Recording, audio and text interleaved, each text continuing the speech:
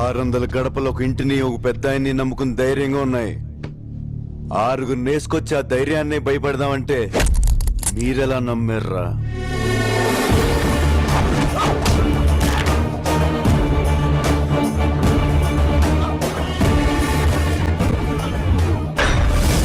ఈ ఊరాయన మంచితనం వల్ల పొలిమేర దాటి అత్తారింటికొచ్చి వెళ్ళినట్టు వెళ్తున్నారు. 20 ఏళ్ళ నుంచి ఒక లెక్క, ఇప్పటి నుంచి ఒక లెక్క. ఆడి కొడుకొచ్చాడని చెప్పు.